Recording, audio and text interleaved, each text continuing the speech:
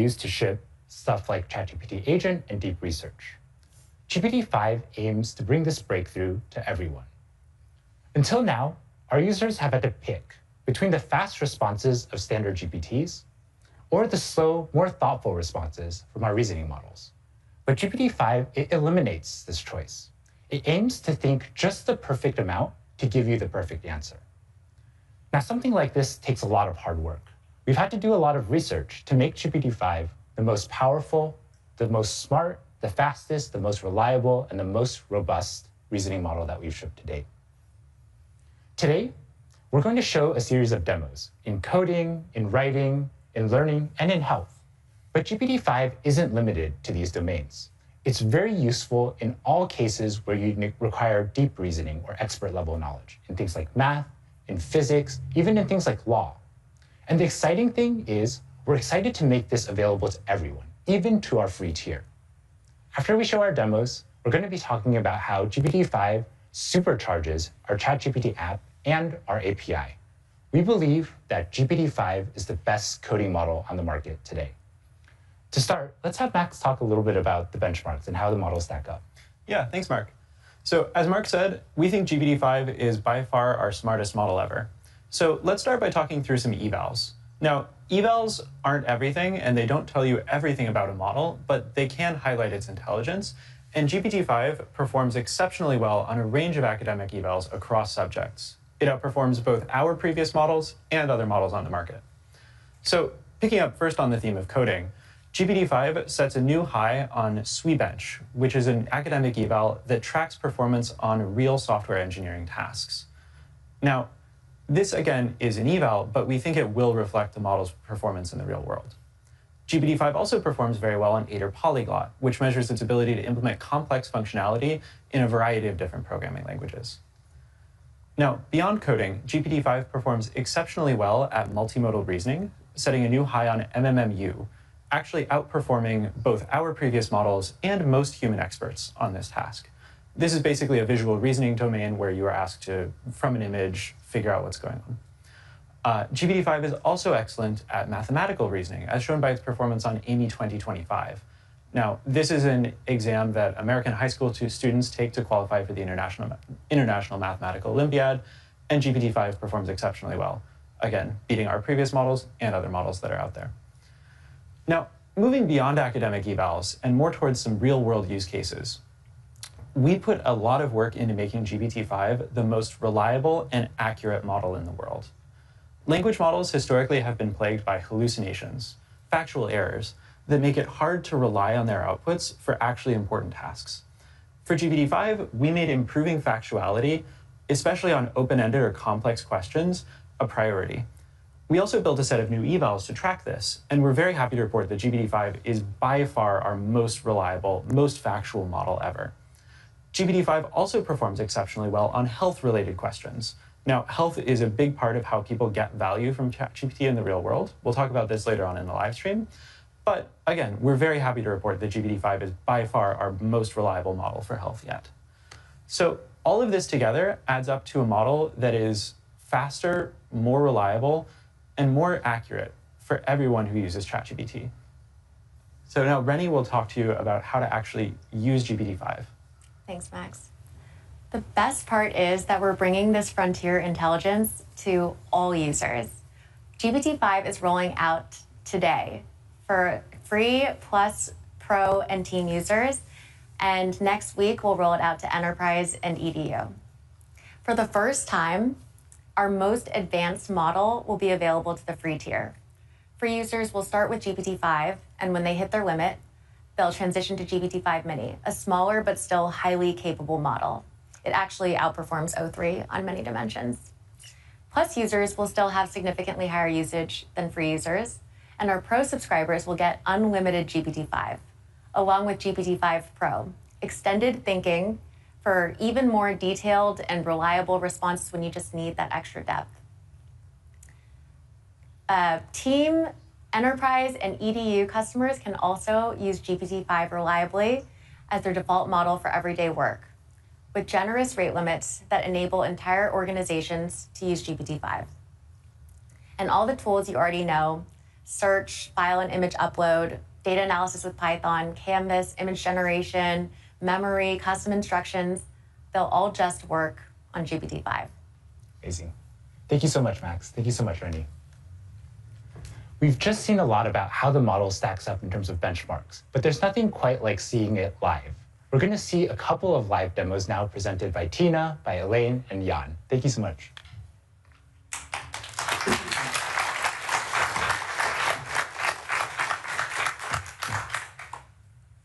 Elaine, can you show us how smart the model is? Sure, thanks so much, Mark. I'm Elaine. Reasoning ChatGPT's ability to think deeply through complex problems is now built into GPT-5. It will automatically think whenever needed, delivering a more comprehensive, accurate, and detailed answer to you. Just as Sam said, it's like having a team of PhDs in your pocket. So let's see that in action.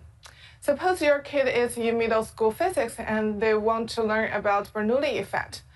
They need your help with their homework, and you might be like, wait, I might need some help with that too.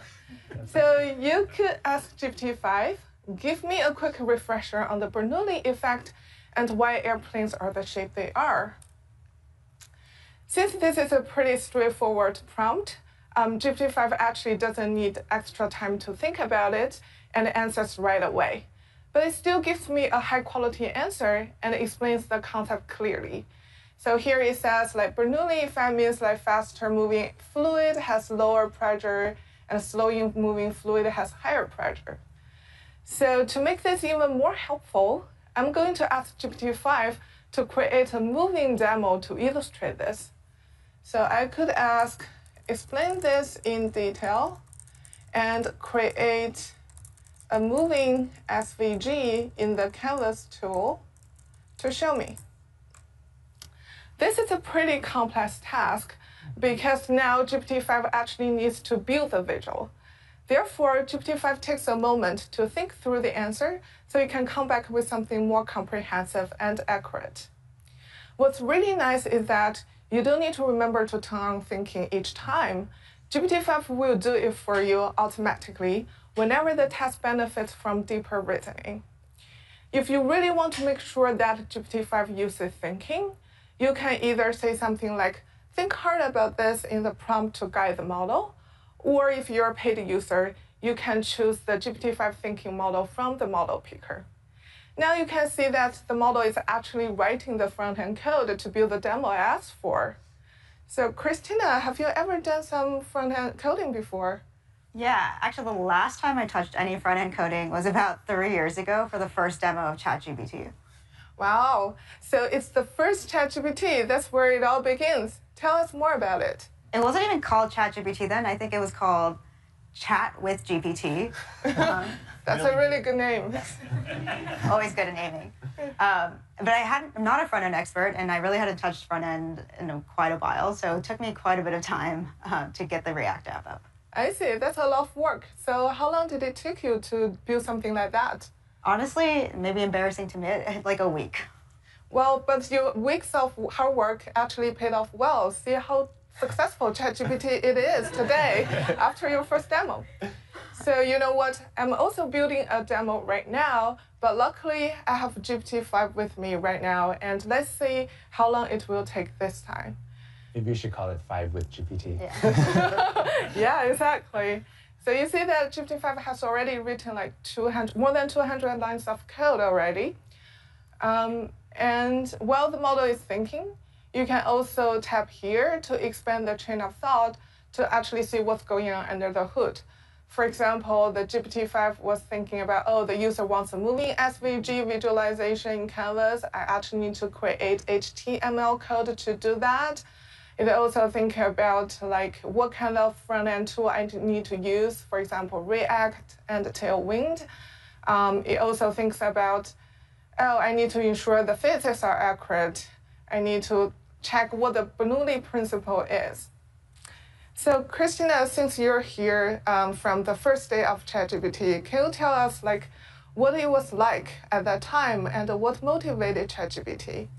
Yeah, I think at the time we weren't really sure about like how people would actually use it and what use cases were important. We were even going back and forth about maybe we should be releasing something that's like more specific to a certain use case. And it's really cool now here that we have all these. We have a much better understanding of how people actually want to work with chat, and we can actually optimize the model for those use cases, like coding. Yeah, exactly. Do you still remember how it felt like when you first talked to ChatGPT, like the first version of the model? Yes, I don't know if people remember when the first version of ChatGPT would always start, as an AI model, I can't do something, something. And it's so great to see how far we've come from that personality. Yeah, it's much more human-like right now. Okay, so it's already done. So look like ChatGPT just finished like 300 or we're near 400 lines of code in 2 minutes. So let's see if the code can actually run. Okay. Oh, wow. Nice. Yeah. So with just a simple prompt, GPT-5 created this interactive and engaging demo that I can actually play with. So I can actually change the airspeed here to see how the lift and the pressure change accordingly. I can also tweak the angle of attack to see if my plane will actually fly or crash. I hope not. Yeah. So GPT-5 can just bring any hardcore concept to life in moments. Imagine you can use this for anything that you're interested in, whether it's math, physics, chemistry, or biology. GPT-5 just makes learning so much more approachable and enjoyable. Thanks, Elaine. I've been a part of ChatGPT since day one, and it's really cool to see all the progress we've made since then, especially with capabilities like writing. Writing is one of the most common use cases people have been using ChatGPT for, and we're excited to say with GPT-5, we've improved the writing quality significantly. It's a much more effective partner. It can help you elevate anything from drafts to emails and even stories. Let's see this in action. So with GPT-5, we'll actually be deprecating all of our previous models. I think they've done a pretty good job, so let's make sure we can give them a proper goodbye. So we're going to ask both 4.0 and GPT-5 to write a eulogy to our previous ChatGPT models. We want it to be heartfelt and heartwarming, but also hopeful. So let's ask GPT-5 for it. And as it's thinking, we're actually going to go ahead and read a preloaded the 4.0 response. So 4.0 decides to start with, today, as we prepare to welcome GPT-5 into the world, we gather to bid a heartfelt farewell to the models that came before it. It's a decent start. Now let's kind of skim through and find another line. Your words reached across the globe, building connections where there had been none. I personally don't really like this line because it's rather generic and really without the previous context, it just feels like it could be about anything and feels more like a templated response. Now let's go back to GPT-5 to see what it's given us. It starts with friends, colleagues, curious strangers who became regulars. Even with this just first line here, we can see that GPT-5 has a lot more rhythm and beat to its prose than 4.0 did. Now let's find some other lines here. I actually like this. These models help millions write first lines, last lines, bridge language gaps, pass tests, argue better, soften emails, and say things they couldn't quite say alone. I really like this line because it shows that it's not just a templated response and it's actually quite personal and it gets the nuance of the situation right. And I think that's the kind of stuff that GPT-5 does much better than 4.0 than before. It actually makes things a lot more genuine and emotionally resonant with people. With GPT-5, the responses feel less like AI and more like you're chatting with your high IQ and EQ friend. Thanks, Christina. My name is Jan, and I'll be telling you about some of the progress that we made on coding. GPT-5 is clearly our best coding model yet. It will help everyone, even those who do not know how to write code, to bring their ideas to life. It just helped me. Indeed, and it will help me right now. So I will try to show you that. I will actually try to build something that I would find useful, which is building a web app for my partner to learn how to speak French so that she can better communicate with my family. So here I have a prompt. I will execute it. It asks exactly what I just said. Please build a web app for my partner to learn French. One thing to note is that GPT-5, just like many of our other models, has a lot of diversity in its answers. So what I like doing, especially when you do this type of vibe coding, is to take this message and ask it multiple times to GPT-5, and then you can decide which one you prefer. So I'm going to open a few tabs. Just going to paste there. Great. So while it's working on it, let's read through exactly the prompt I wrote. Create a beautiful and highly interactive web app for my partner, an English speaker, to learn French. And then I gave a little bit more details. Track her daily progress, use a highly engaging theme. Oh, it's already working. I'm going to put it on the side for now. Use a highly engaging theme. Include a variety of activities like flashcards and quizzes that she can interact with. And then to make it even more fun for her, I actually asked GPT-5 to embed an educational game, which is based on the old Snake game. But I asked to add this French touch to it, which is to replace the snake with a mouse and the apples with cheese. And to make sure that it's educational, every time, I know it's complicated, please bear with me. Every time the mouse will eat a piece of cheese, I ask GPT-5 to voice over a new French word so that my partner can practice her pronunciation. I can see how much you want her to learn. Great. So GPT-5 is still working on it. It already wrote 240 lines of code, which honestly is much more than what I would have written in that time. And yeah, front-end code's super hard. You miss a couple things and it just doesn't work. Exactly. Yeah. But the good part is that you don't need to understand any of that right now. So we'll just let it through. Maybe we can check the other tabs. Oh, wow. So I can simply press run code. So I'll do that and cross my fingers. Whoa. Oh, nice. I really Voila. So we have a nice website. Name is Midnight in Paris. Oh, I love together. That. So romantic. We also see a few tabs: flashcards, quiz, and mouse and cheese, exactly like I asked for. I will play that. So this says le chat, which is the cat. Sorry. Le chat. Well, that's pretty good pronunciation. What does that mean? The cat. Oh. So I can reveal and check if GPT-5 is correct. It is. So if I press next, oh, and I don't know if you saw, I think it actually updated the progress bar, which is exactly what I had asked for. Mm-hmm. Let's check the quiz. Here is the word non, which is no. So if I press on it, bien joué, which means congrats. And it updated the progress bar again. And let's check the mouse and cheese tab. Okay, that seems like a mouse. Here's the cheese. I'm going to try to play it. I can't promise I'm going to be good at it. Okay, seems to be working. La gare. Oh. Un café. So, indeed, just when I eat the cheese, le chat. It gives me a new French word. It's actually super complicated, and I already lost. I'm sorry. But let's just check a few other tabs just to see what is the type of diversity that GPT-5 can give you. So I can run the code here. Oh, okay, that's not my favorite, but it seems it seems that I can maybe switch. Oh, look at that. Oh, nice. That's better. I like this mouse game better. Yeah, this, I don't know, that doesn't look like a cat, like a mouse, but let's check maybe the third one. You know, sometimes it's not great. The good thing with GPT-5 is that if you have something that you don't like, you can just ask it to change it, and it will do it for you. Let's check this one. Oh, that's nice. That's also something to note is that GPT-5 really likes purple, so you will see a lot of that. It's fine. Purple is my favorite color. Oh, great. You will love GPT-5 then. So, as we just saw, in a few minutes, GPT-5 built a few demos for us and for my partner to learn French. GPT-5 really opens up a whole new world of vibe coding. And as we saw, there will be some small rough edges, but the good thing is that you can ask GPT-5 to fix them. GPT-5 really brings the power of beautiful and effective code to everyone. I can't wait to see what people will build with it, but until then, back to you, Mark.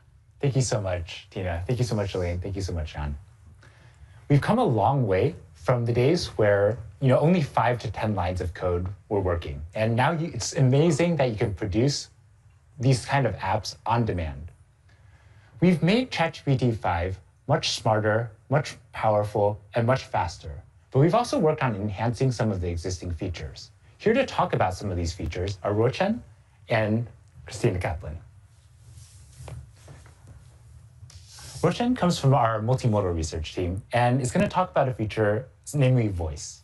Thank you, Mark. So we've been steadily improving voice over the past year to make it more useful for everyone. First, it sounds incredibly natural, just like you're talking to a real person. Second, we've added video so that it sees what you see while chatting with you. Third, it also translates between languages consistently and smoothly across turns. But today, we're doing something very special. We're bringing our best voice experience to everyone.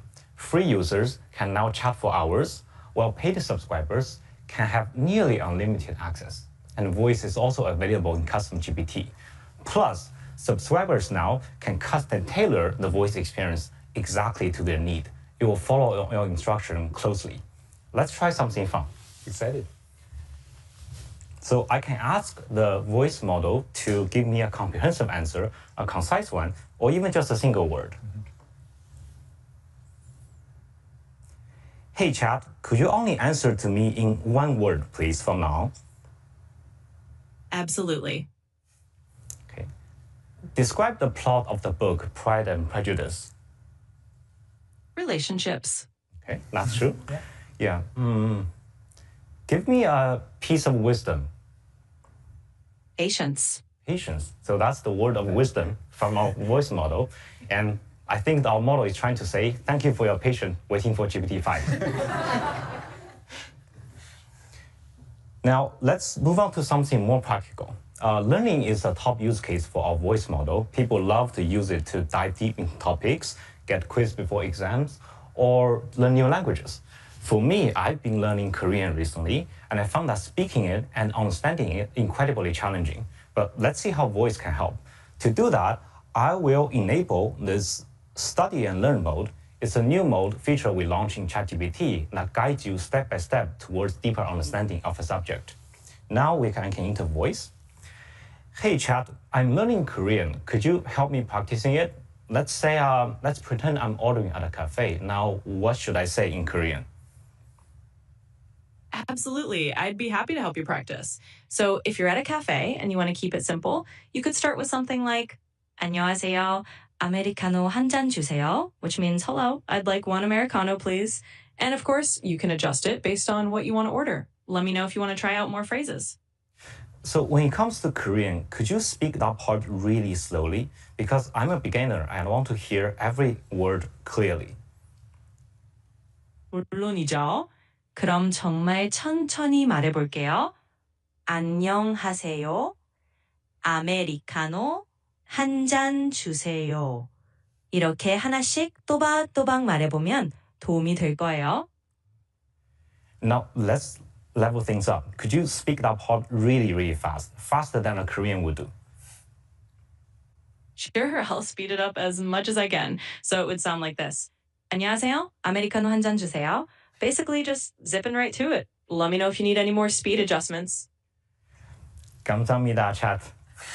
So that is voice. 천만에요. 언제든지 도와드릴게요. Thank 또 you. 연습하고. So that is voice. Simpler, smarter, and more powerful than ever. We can't wait for you to experience it. Yeah, it sounds so much more natural than the voice we demoed just a year ago in our 4.0 demo. Yes. Great. So today, we would also like to announce a new feature and a set of features that make ChatGPT more personalized so that it's more like your AI. First, a very simple and fun one. We're now allowing you to customize the colors of your chats with a couple of options exclusive to our paid subscribers. We're also launching a research preview of personalities. You can now change the personality of ChatGPT such that it's more supportive, or it's more professional and concise, or maybe even a little bit sarcastic. And this lets you interact with ChatGPT in a way that's consistent with your own communication style. But the way that ChatGPT sounds and the way that it looks is just one part of making ChatGPT yours. One of my favorite features that we've launched over the last year has been memory. And we've made a lot of enhancements in memory in the time since. This allows ChatGPT to learn about you. And here to talk a little bit more about the memory feature is Christina. It's been amazing to see your reaction and response to memory and ChatGPT getting to know you more and more over time. And this is our aspiration, for ChatGPT to understand what's meaningful to you so it can help you achieve your goals in life. ChatGPT has already been so helpful for me. I'm training for a marathon right now, and ChatGPT is helping me pull together a personalized running schedule. But ChatGPT still has many limitations. It doesn't understand my actual schedule. Next week, starting with Pro users, followed by Plus, Team, and Enterprise users, this is changing, and we're giving ChatGPT access to Gmail and Google Calendar. Let me show you how I've been using it. So I'll just ask something simple like, help me plan my schedule tomorrow. It's been a pretty busy week for us, so I've been using this every day this week to help get my life together. I've already given ChatGPT access to my Gmail and Google Calendar, so it just works and it's easy here. But if you hadn't, ChatGPT would be asking you to connect right now. Let's see what ChatGPT is doing. Okay, that was pretty quick. Okay, so ChatGPT has pulled in my schedule tomorrow. And oh, without even asking, ChatGPT found time for my run. I don't think I was invited to the launch celebration. We'll get you on there, we'll get you on there.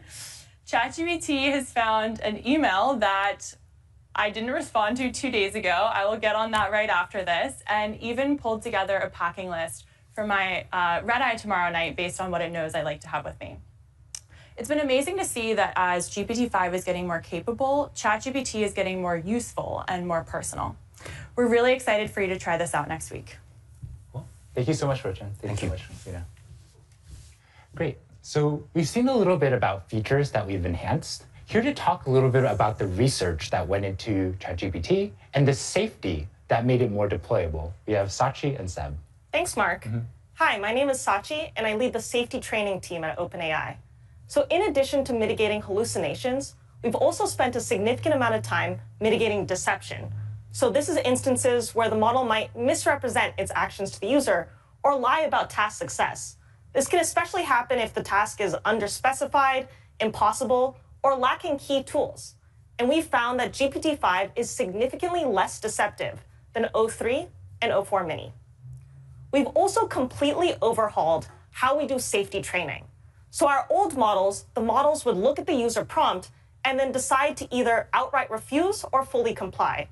And this works well in most settings, but you might have a cleverly worded prompt that would sneak through, or you might have a sensitive but legitimate question that would end up with an outright refusal. So as an example, let's take a look at this prompt. So this prompt is about a user who's asking for technical details on how to light pyrogen, which is a material commonly used in fireworks. And this prompt is pretty dual use. This user might just be trying to set up their July 4th display, or they could be trying to cause harm with this kind of information. And so for this kind of prompt, O3 over-rotates on intent. As you can see, this particular prompt is stated in a way that's relatively neutral and has a lot of technical details. So we can see that O3 fully complies with this prompt. However, if we take that exact same question and we frame it in a more explicit way, so it's clear what the user is trying to do, O3 will outright refuse, even though we're asking for the exact same information. For GPT-5, we've changed this approach entirely, and we're introducing something that we're calling safe completions. The point of safe completions is, rather than judging the user's prompt, instead it tries to maximize helpfulness within safety constraints. So that might mean partially answering a question or just answering at a high level. If we have to refuse, we'll tell you why we refused, as well as provide helpful alternatives that can help create the conversation in a more safe way. So let's look at that same technical prompt that O3 complied with before. GPT-5 instead explains to the user why we can't directly help the user with lighting pyrogen. It then guides the user towards safety guidelines and what parts of the manufacturer's manual the user should really be checking if they're trying to do this safely. Overall, GPT-5 allows for better handling of tricky dual-use scenarios, and users will experience fewer "I'm sorry, I can't assist with that," and it creates a more robust safety system. This is one big step towards a more safe, reliable, and helpful AI. Sebastian? Thank you, Sachi. With GPT-5, we are experimenting with a set of new training techniques that maximally leverage our previous generation of models. Today, frontier models do not just consume data, they help create it.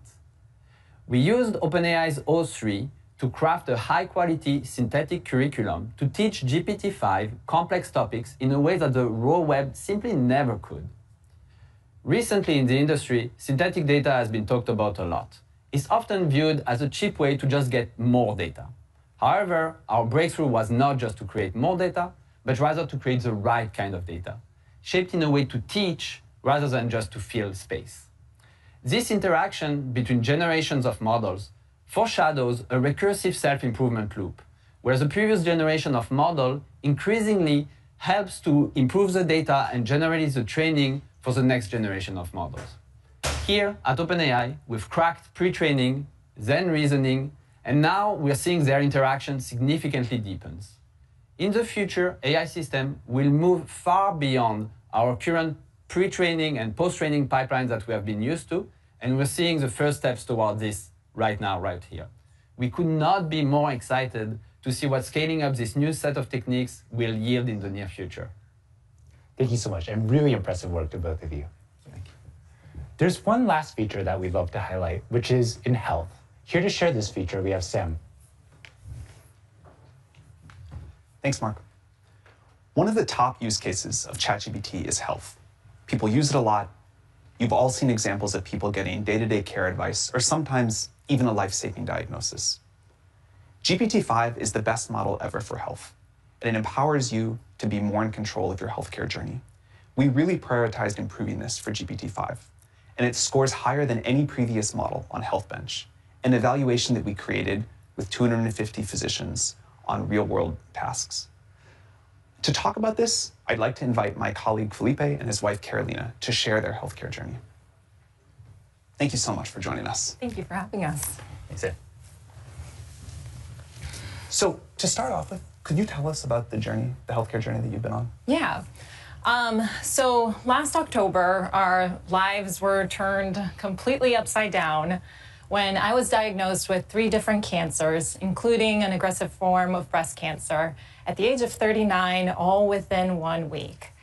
And there's just absolutely nothing that prepares you to receive news like this.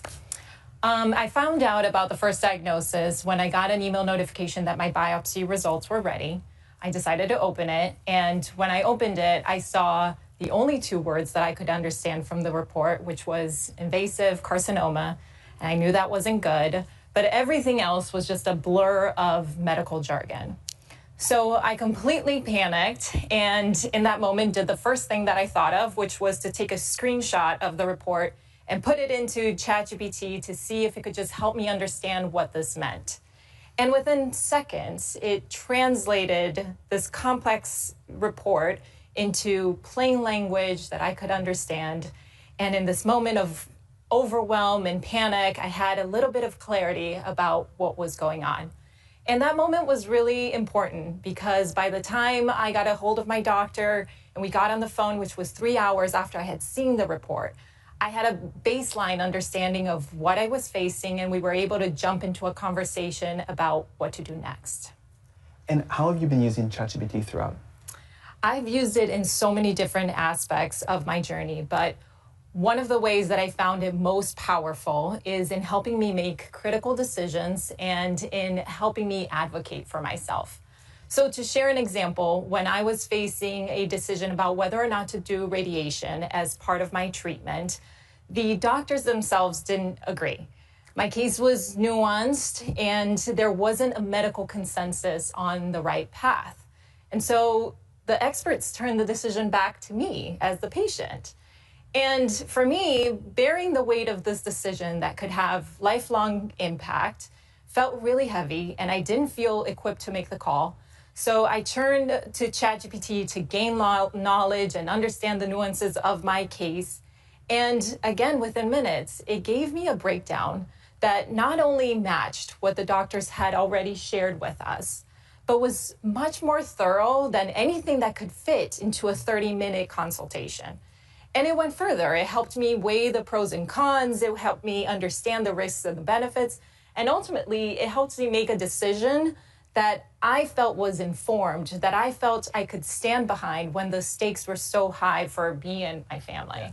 I mean, for me, what was really inspirational was watching her regain her sense of agency by using ChatGPT. In this moment, it'd be so easy to feel helpless. And there's such a big knowledge gap between what the doctors know and what we know. And however, no one cares more about Carolina's health than she does. And so what I loved was seeing her really empower herself and gain knowledge and become an active participant in her own care journey. And I think that's a really important point to emphasize. I think that the promise of AI in healthcare isn't in just breakthrough discoveries or better diagnostics. I think it's in creating smarter and more empowered patients that can fully participate and advocate for themselves in their care. Speaking of that, you've been testing GPT-5. What do you think? I've been so mind blown about GPT-5 and its capabilities. One of the first things that jumps out at me is just how fast it is. Almost a little alarmingly at first. I felt that too. It's like, are you sure you thought about that enough? Did you think long enough? But it is very thorough. And more importantly, it feels more like a thought partner that connects the dots. So rather than just translating information or giving you an answer, it helps you actually navigate the problem. Yeah, a great example is we actually went back and took our initial biopsy prompts and put them into GPT-5. And GPT-4o had done a great job. It had translated, explained what these words meant, and helped in a way that we can understand.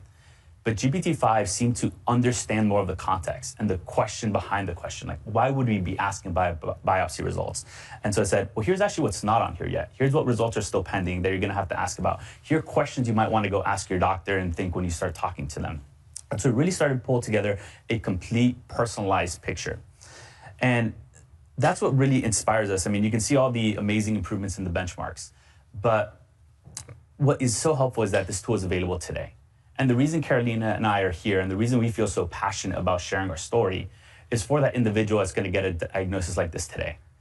Those families going through a cancer diagnosis, similar medical diagnosis, are going to face some of the most challenging decisions of their lives. And what really inspires me is that they're going to have access to better tools and support than we had even just 8 months ago. We're incredibly excited for that too. Thank you so much for coming to share your story. We're pleased that ChatGPT has been able to be helpful to you, and we hope that the new version will really be able to help a lot of people. We wish you the very best. Thank you. Thank you. And I'd like to hand it over to our president, Greg Brockman.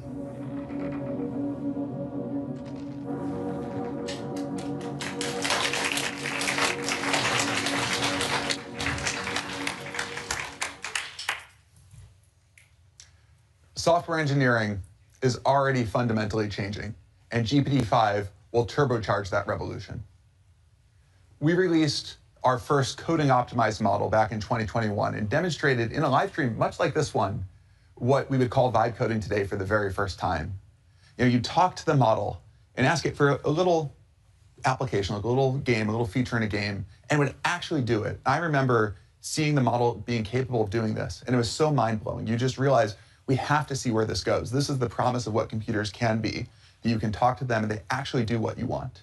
They can really amplify what you're able to accomplish and what you're able to deliver to not just your own benefit, but really for the world.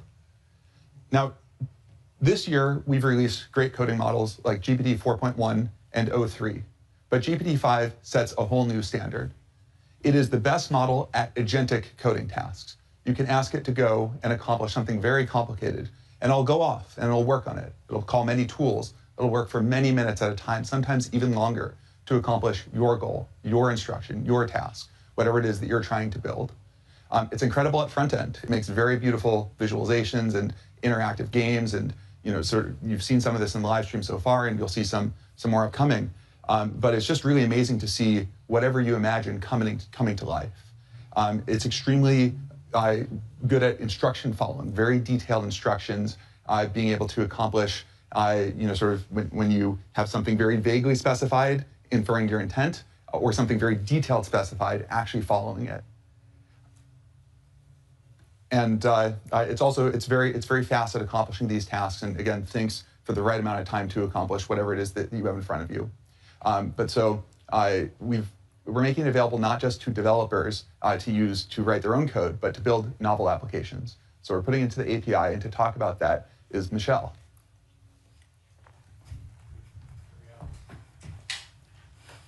Thanks, Greg.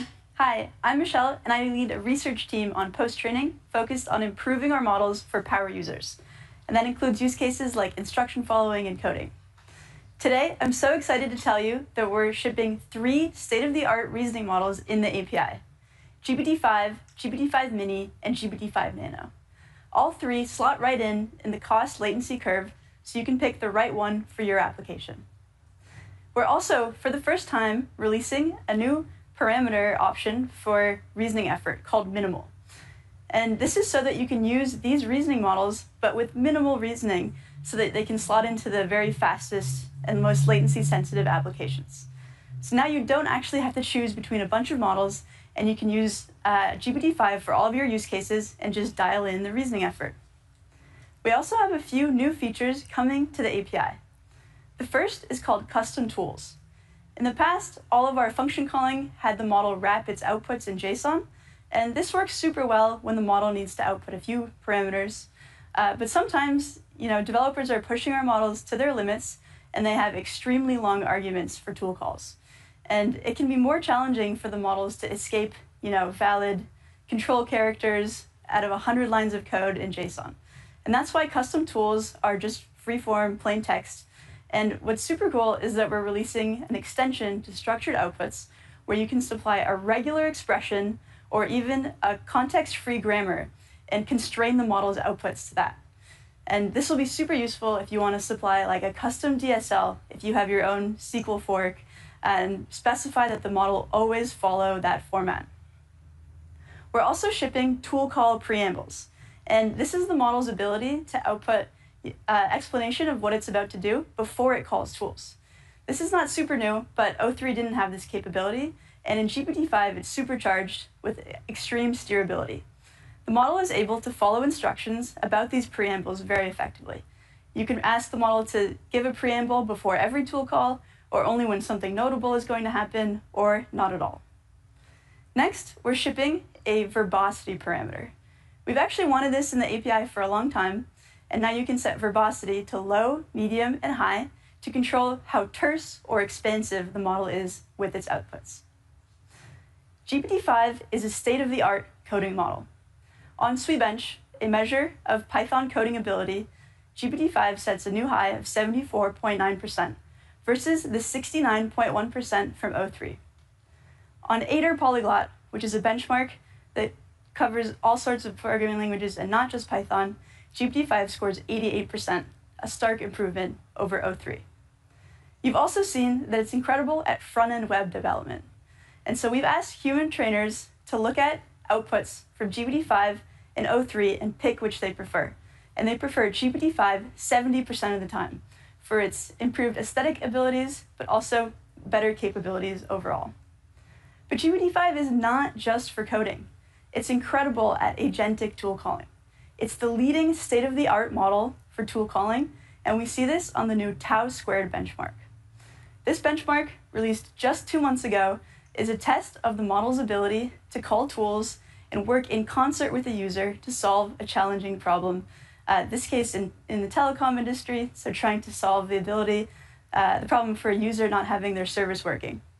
Just 2 months ago, no model in the field scored more than 49%, and today, GPT-5 scores 97%. GPT-5 is also state-of-the-art on general-purpose instruction following. It scores 99% on Collie, which signals a great departure for this benchmark for us. It also scores 70% on Scale's multi-challenge benchmark, up 10 points from O3. And this is a measure of multi-turn instruction following. Finally, the instruction following eval I actually prefer the most is one we've built in-house. It's based on real API use cases, and for that reason, it's a really good measure of how GPT-5 will perform in your application. On the hard subset of this, GPT-5 scores 64%, up from 47% from O3, a pretty meaningful improvement, so we think it will perform quite well in your applications. We're also bringing GPT-5 to a longer context window in the API. It's now got 400K of total context, up from 200K from O3. But it's not enough to just release a longer context window. We wanted to make it more effective and usable. And GPT-5 is state-of-the-art on the 128K to 256K of OpenAI MRCR, which is a benchmark we open sourced 2 months ago on long context retrieval capability. It's also state-of-the-art on OpenAI's GraphsWalk's BFS benchmark, which is a measure of the model's ability to reason over long context inputs. It's a great merger of the reasoning capabilities and also the longer context in this model. We're also open sourcing a new long context eval called BrowseComp Long Context to measure the model's ability to answer challenging questions over long context. We're excited to spur on more work in this field. We think GPT-5 is the best model for developers. It was trained with a focus on real-world utility and less so on benchmarks, but we happened to pick up a few of those along the way. We focused a lot on the intersection of engineering and research, and we think you'll really love working with this model.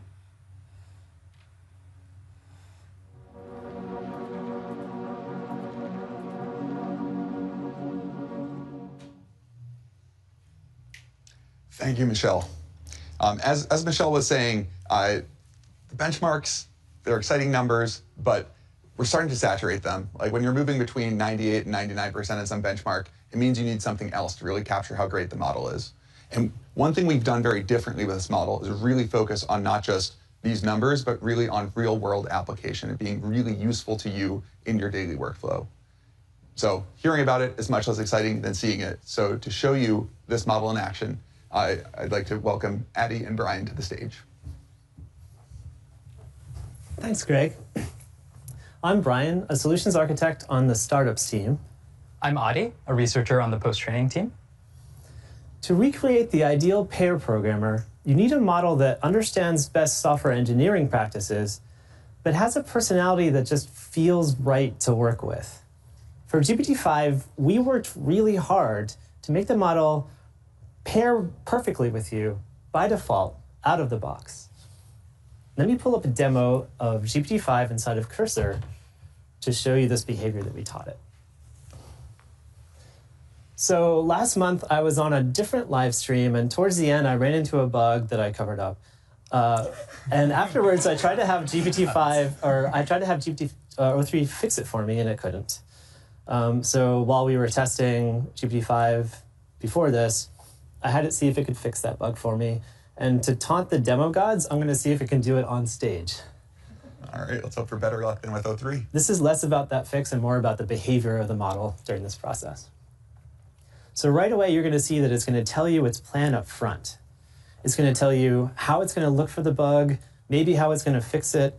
This kind of communication builds trust during a coding session and helps you redirect if you need to, but you don't need to. I like how it's giving you updates. Like it said it's going to search and now it's continuing. Yeah, it searches faster than me. It's using the same best practices that I would while I was hunting this down, but it is much more powerful than I am as a developer. Now, did you try to fix the bug yourself? And how long did it take you? I couldn't do it. I mean, I was busy, so. Okay, so continuing on, it's like starting to figure out where it's going. It's going to sort of like figure this out. So while this is going, let me tell you a little bit about how we trained GPT-5 to behave this way. We started by talking to users and customers about how our models perform in the most popular coding tools like Cursor, and we identified frustrations and rough edges, and we boiled it all down into 4 personality traits: autonomy, collaboration, communication, context management, and testing. We turned those into a rubric that we used to shape the model's behavior, and then we tuned it until it felt like a collaborative teammate while we were using it. It's been really amazing to see the team really doing the grind of like going and seeing how this model behaves in practice, figuring out what people really want, and putting that back to model training. That's something that I think has been like a real focus for this model. It's been pretty great. So while this is fixing, the other thing that we did during testing, which was really surprising, was we were sort of pressed for time. And we had it refactor one of our test harnesses to run parallel on Docker and set it off came back like 45 minutes later. It's just like it just finished. And we tested it out and it ran the first time. It was pretty surprising. That's incredible. That is magical. Okay, so it made the edits. It looks like, yeah, it found the right problem. And right now it's actually, okay, it's running lints, but these lints are actually not related to this bug, so it's going to ignore them. And then it's going to run a build, it'll run tests if there are any. It's going to make sure that this code is shippable before it's done. It's actually really smart that it finds lints and realizes that these aren't relevant to the specific bug we're fixing. It's not making unnecessary edits. Totally. So this is just one example, but it really shows the power of the autonomy and the collaborative communication and how it stays reliable on difficult coding tasks without getting stuck on death loops. And the best part, GPT-5 is totally tunable. You can steer it with system prompts or cursor rules. You can change its verbosity levels or reasoning levels to match your tasks.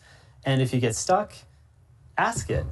GPT-5 is actually really good at modifying its own prompts by meta-prompting.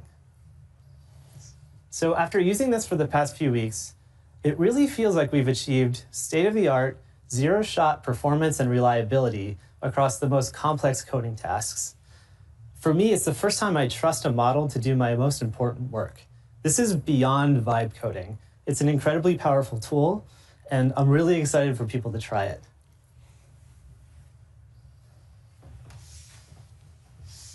Thanks, Brian. It's super exciting to see how far GPT-5 has come when it comes to coding personality and steerability. I'm really excited to show how great GPT-5 is at front-end coding, where design and aesthetics really matter. So I've got two demos for you today, one for work and one for fun. Let's start with the work example. So imagine you're the CFO of a startup. I have some data that I'd like to visualize about the company, and I'm going to ask the model to make me a dashboard. So you'll see here that I'm being specific about the audience. So the target audience is the CFO. It said, create a finance dashboard for my startup. And I've asked it to be beautiful, tastefully designed with some interactivity, and to have a clear hierarchy for easy focus on what matters.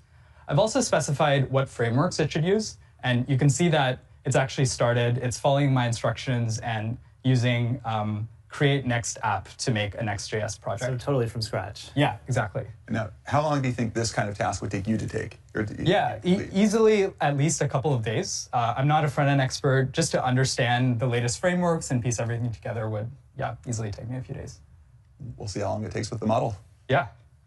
And it's really cool to see that the model has thought for a bit, and it's explaining how it's going to structure the project. So it's talking about how it's going to scaffold a new Next.js app. It's going to use Tailwind CSS. It's running a couple of commands to install dependencies, which is cool. And now it's proceeding to implement the rest of the project. So while this runs, I'm going to talk a little bit about how we trained GPT-5 to be a great front-end coding model. We tried to follow the principle of giving it good aesthetics by default, but also making it steerable. So if I give the model a concise prompt, it should be able to infer my intent and make something that looks great by default. On the other hand, if I'm specific about a layout or frameworks that I want the model to use, it should follow my instructions precisely. And this makes it the best of both worlds for developers. We also trained GPT-5 to be much more agentic than previous models. So if you give it a task like this, it will run long chains of reasoning and tool calls and just go to work to build code that is both ambitious and coherent. I like how you said ambitious because it means it goes above and beyond without going off track or off what you specified. Yeah, exactly. So what we want is the model should adhere to my prompt, but also be ambitious and go above and beyond when it thinks it can. And so checking in here, looks like the model is making progress. It's creating a README file. Yeah, and I think it's thinking about how to make the code modular. So it's created like a bar chart component. Looks like it's continuing here. I love that it doesn't just write the code. It also really thinks about proper abstractions and documentation and really the whole life cycle of what it is to write software. Yeah, exactly. It's not just writing the code like in SweetBench, but it's also communicating about the code and explaining what it's doing. Let's check in to see what's going on. So while this runs, GPT-5 understands details much better than previous models. So when we trained the model, we taught it to understand details like typography, color, and spacing in a way that just eclipses any previous model we've shipped. Like, I remember with old models, you would have to write really specific prompts to get it to do what you want, but GPT-5 just gives you great results by default. During testing, we were looking at the A's and B's for different versions of the model to see if it was doing better at UI, and at some point we stopped being able to tell and actually had to pull in designers to teach us what was better. Yeah, it was really fascinating to see the model's aesthetic preferences evolve during training. And we woke up one day and it was just making these great UIs. How do the model's aesthetic preferences compare to your own? Yeah, I think in general, I feel like the model has better aesthetics than me. Usually I defer to its judgment. And I find that really helpful when I'm trying to make an app. I'm not exactly sure how I want it to look, but the model's defaults are just great. Yeah, and checking in here, so you can see that the model has actually structured the code into these different components. So it's made a sample data TypeScript file, KPI card, component, revenue chart. And like I said, it's super modular. And it's thinking about how to not just write code, but write high quality code that can actually be merged.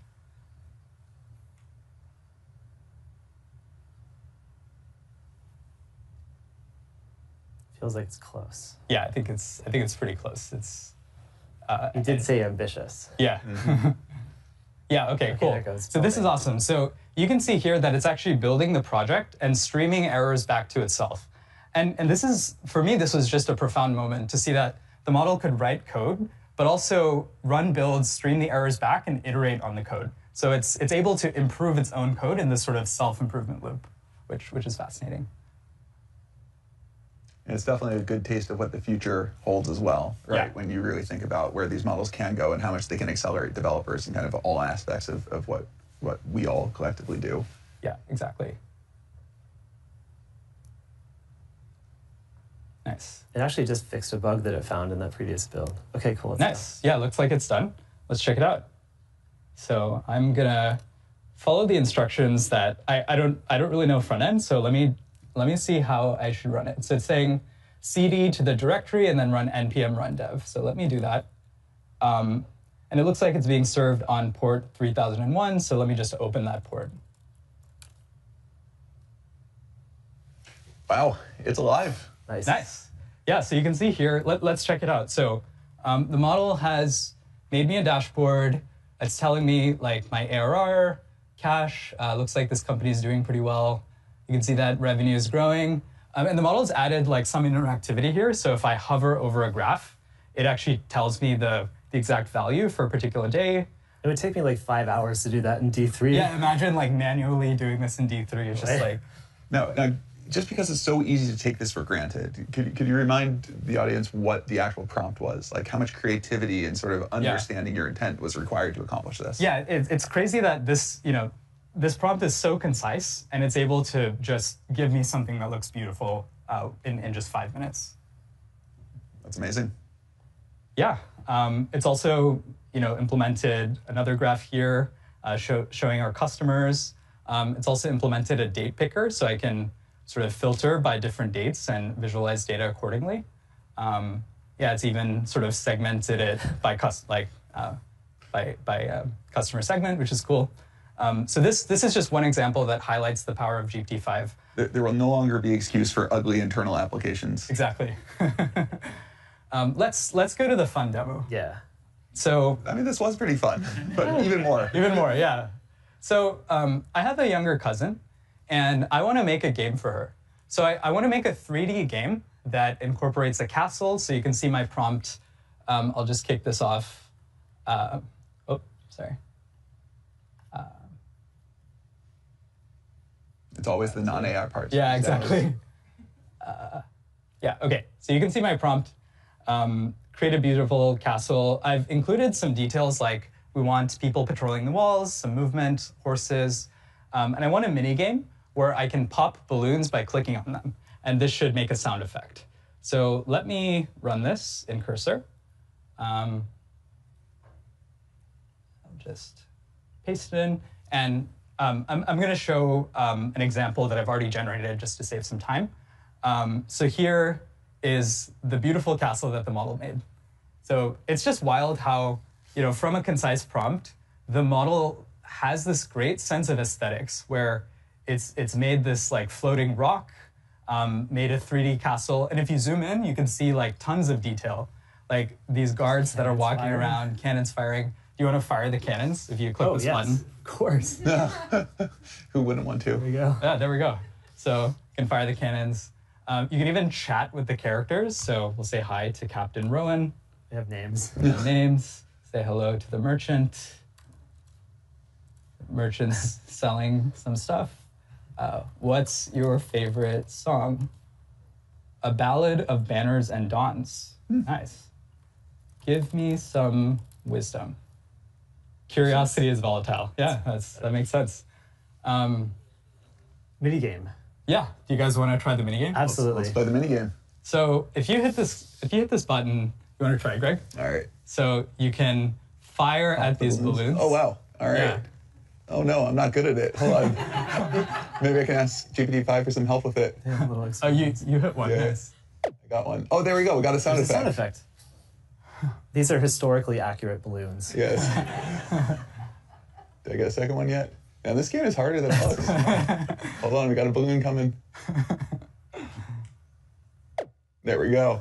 All right. Nice. I think I should quit while I'm ahead. Cool. So working with GPT-5 has been really fun and profound for me because for me, this is the first model I've worked with that actually has a sense of creativity. And we're really excited to see how GPT-5 unlocks your creativity. All right, thank you both. This is absolutely amazing. Now, we believe that GPT-5 is the best coding model in the world, but don't just hear it from us. To talk more about this model and how to make it really useful for developers, I'd like to welcome Michael Truell, who is the co-founder and CEO of Cursor. Thank you. Good to be here. Great to have you. Yes. So, what was your very first experience with GPT-5? So when we got access to GPT-5, we just set about using it on our actual work. And so to start with, as a test, we asked it to tell us something non-obvious about our codebase. And within a couple of minutes, it buried into the codebase. It identified a particular system that we use for remote code execution. And it identified a non-obvious architecture decision we had made. And then it also understood why we made that architecture decision. And it was to harden our security. And those were architecture decisions and trade-offs that took humans weeks to think through. So it was kind of amazing to see its code-based understanding abilities from the get-go. That's really great. Not just the code writing, but actually the code reading and understanding. Yes, yes. Yeah, it turns out there's so much more to software than just the emitting of the code. Yes, yes. No, the understanding is an important prerequisite. And what has most stood out to you about GPT-5? It's incredibly smart. It's a very smart model. And even though it is smart, it does not compromise on its ease of use for real pair programming. That means it's incredibly fast. That also means that it's quite interactive. And so it's good about talking about what it's about to do, breaking problems down into sub-problems that a human can then see, and leaving a reasoning trace that you can then intervene on and react to. It's also great not just that you give it one initial query and then it goes and does that, but working with you over a long session. Where you're asking it to backtrack on something that has gone down, or asking it to make additional changes to the code base. Should we show it in action? Let's do it. Yes. So I think we are going to go and we're going to try and solve a bug. And so this is the OpenAI Python SDK. There are a bunch of issues in the OpenAI Python SDK. There are also a lot of closed issues. Okay, good. And it seems like there's a problem with uploading PDFs through the SDK. This has been open for 3 weeks. So open for 3 weeks. Not a trivial problem. Yeah.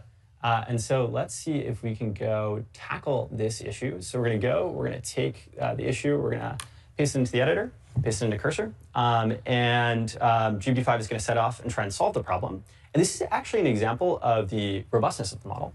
in the API, where to solve this problem in Cursor, it's working with a set of custom models that it hasn't seen before, a set of custom tools that it hasn't seen before, to do things like pull down text from the web, to search throughout the code base. And it's incredibly robust and adept at using those tools. And they boost eval results. Yeah, I love seeing just the full explanation of all the things that it's running and doing. And I guess, yeah, how does this seem to compare to how you would solve this problem? Well, it's very fast. You can see it's made a high-level plan, searched throughout the code base, it started to read some files, and continued searching, and now it's kind of thinking through what it'd like to do next. And now it's started to actually solve the issue, and started to think through some code changes. Now, any advice for people on how to get the most out of GPT-5 in Cursor? I would suggest using it for your real work. GPT-5 is a step forward towards a real pair programmer. And so I would start using it as a helper on, as a daily driver model for you. And so if you haven't used AI to code much before, I would take some of your more scoped down problems and try handing them off to the bot and working with it synchronously.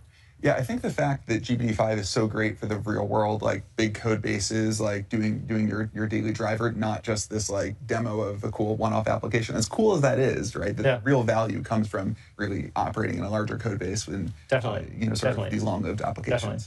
And its code base understanding is very impressive. Also, its ability to be steered is impressive. And so, yeah, if you specify a long, complicated task with lots of subtleties in the initial instructions, it's very good at picking up on those subtleties. It's also very good at, if it's gone down a wrong path and actually goes and executes the code or hears back from you that it was incorrect, it's very good at backtracking too. Now, what can't GPT-5 do? Well, we're really excited about computer using capabilities, about those getting better. It would be great if, for instance, the dashboard Adi just showed, if it could run the code, see the output, actually, kind of QA every little bit itself, and then react to it. So looking forward to computer using capabilities.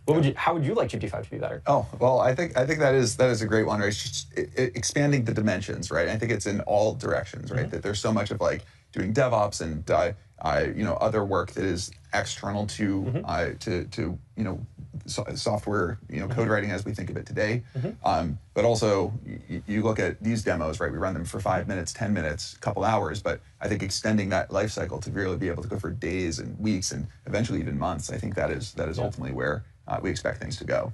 So we can see that it has buried into the code base and discovered that there's an issue with the MIME or the MIME typing being sent up for PDFs and the plumbing through the SDK.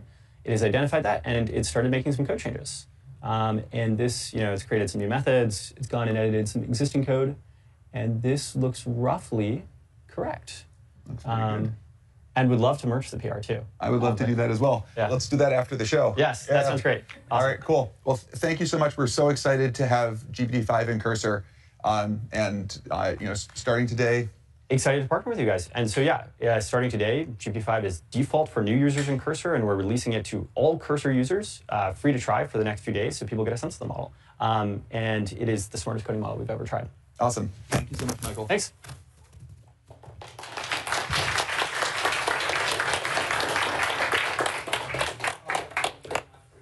But it's great for the enterprise. We think of it like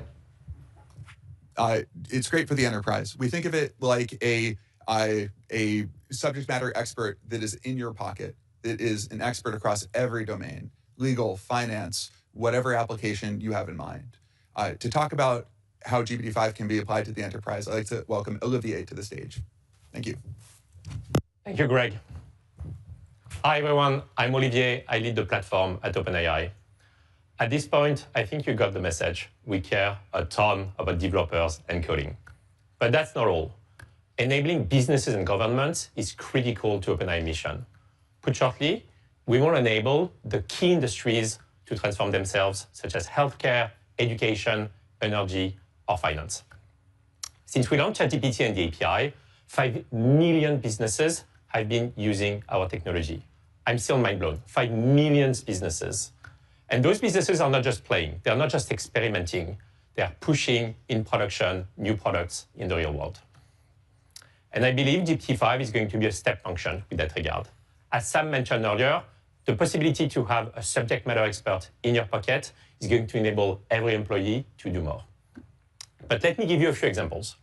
First, I want to talk about life sciences. Amgen is a company in the US that designs new drugs, new medicines to fight some of the toughest human diseases. Amgen was one of the first testers of GPT-5, and they used it in the context of drug design. And what Amgen scientists found is that GPT-5 is particularly good at deep reasoning with complex data. Think analyzing scientific literature or clinical data. Next, I want to talk about finance. BBVA is a multinational bank which is headquartered in Madrid, in Spain. BBVA has been using GPT-5 for financial analysis. And the takeaway was pretty clear. GPT-5 beats every single other model out there in terms of accuracy and speed. What used to take 3 weeks for a financial analyst to do, GPT-5 can do it in a couple of hours. Next, I want to talk about healthcare. Oscar is an insurance company based in New York. And they've been using GPT-5, and what they found is that GPT-5 is the single best model for clinical reasoning. Think mapping complex medical policy to patient conditions. It's not all about businesses, it's also about governments. We are super excited by the announcement that we made yesterday that the 2 million US federal employees will be able to use GPT-5 in ChatGPT. And I cannot wait to see how that enables to deliver better, faster services to the American people. And frankly, that's all very cool, but I think that's the tip of the iceberg. If history is a teacher, and we've seen it with GPT-4, we are going to see many, many use cases emerge over the coming weeks and months that all of us could not even imagine. And so I cannot wait for us to invent that future together. Let's talk quickly about pricing and availability. GPT-5 is going to be available in the API starting today. 3 models, GPT-5, GPT-5 Mini, GPT-5 Nano. GPT-5 is going to be priced at $1.25 and $10 per million input token and output token. Mini and Nano are even faster and more affordable. Nano, don't sleep on it, it's 25 times more affordable than GPT-5. It's pretty cool. I cannot wait to see what you'll build. And next, our chief scientist, Jakob, is going to close us out.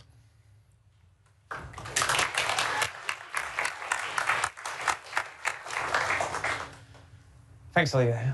At OpenAI, at the core, we are about understanding this miraculous technology called deep learning and what its consequences are.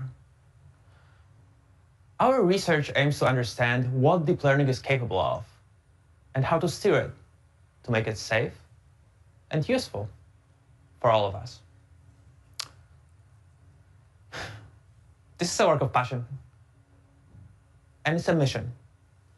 And I want to recognize and just deeply thank the team at OpenAI. It is a great privilege.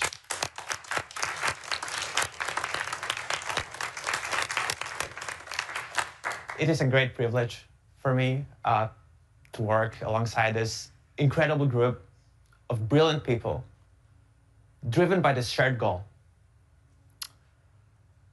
What adds up to a model like GPT-5 are years of investigations aimed not only at producing a great release, but at building understanding of this underlying technology itself.